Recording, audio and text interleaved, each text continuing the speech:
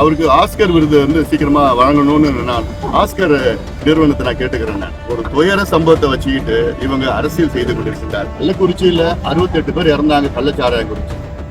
அப்போ அங்க முதலமைச்சரும் போல எந்த அமைச்சரும் போல யாரும் அங்க கண்ணீர் வடிக்கல. இங்க முதலமைச்சர் 3 மணிக்கு ராத்திரியில வர ஸ்பெஷல் பிளைட் வர சூழ்ச்சியா இல்ல விபத்தா இதெல்லாம் மக்களுக்கு தெரிந்து கொள்ள வேண்டும்.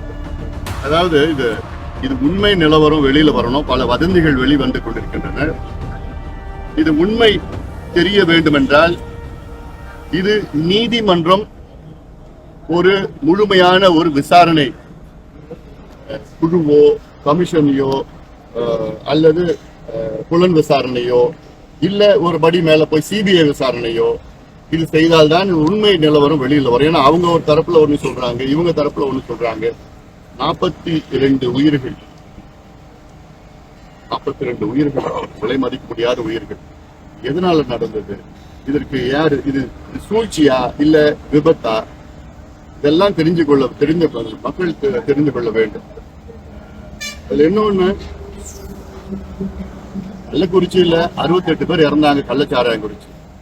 அப்போ அங்க முதலமைச்சரும் போல எந்த அமைச்சரும் போல யாரும் அங்க கண்ணீர் வடிக்கல. இங்க முதலமைச்சர் 3 மணிக்கு ராத்திரியில வர ஸ்பெஷல் பிளைட்ல வர 3 மணிக்கு வந்து போஸ்ட்மார்ட்டம் பொதுவா காலையில தான் பண்ணுவாங்க, பகல்ல தான் பண்ணுவாங்க.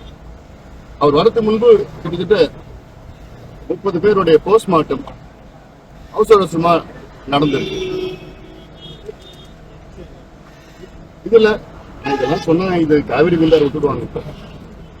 நீங்க சொல்லுங்க. இல்ல சொல்றது இல்ல, எனக்கு இந்த காவிரி குண்டார் தான் இப்போ இருக்குது. அதுவும் ரெண்டுமே முக்கியம் தான், பட் இருக்கு இப்போ. அதனால இதுல இன்னொரு அமைச்சர் வந்து தேம்பி அழுகுறாரு.